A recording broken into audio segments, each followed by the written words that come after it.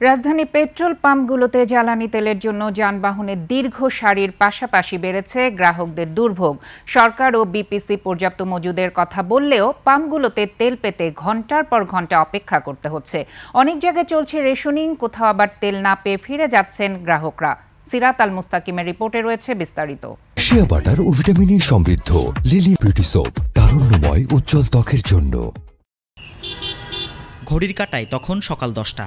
রাজধানীর পরিবাগের এই পাম্পের লাইন শাহবাগ ছাড়িয়ে চলে গেছে হাতিরপুল বাজার পর্যন্ত। কেউ দাঁড়িয়ে আছেন 3 ঘন্টা, কেউ বা ভোর রাত থেকে। জ্বালানির জন্য এই দীর্ঘ অপেক্ষা এখন নগরবাসীর নিত্যদিনের চিত্র।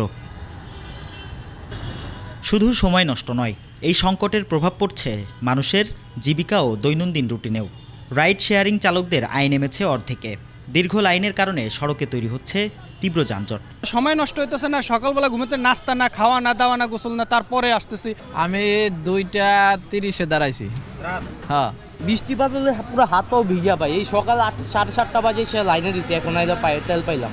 অধিকাংশ পাম্পে মোটরসাইকেলের জন্য 500 থেকে 600 টাকা এবং প্রাইভেট কারের জন্য 1500 থেকে 2000 টাকার তেল দেওয়া হচ্ছে। আমাদের যে এই যে ভোগান্তি, এই ভোগান্তির শেষ কোথায়? এই যে এখন আমার একটা ইমার্জেন্সি কাজ আছে, সেক্ষেত্রে আমি যাইতে পারি না শুধু তেলের জন্য। চাহিদার তুলনায় সরবরাহ কম থাকায় অনেক ফিলিং স্টেশন বন্ধ থাকছে, যা খোলা থাকা পাম্পগুলোতে ভিড় আরও বাড়িয়ে দিচ্ছে। সিরাত আল মুস্তাকিম, 21 টেলিভিশন, ঢাকা।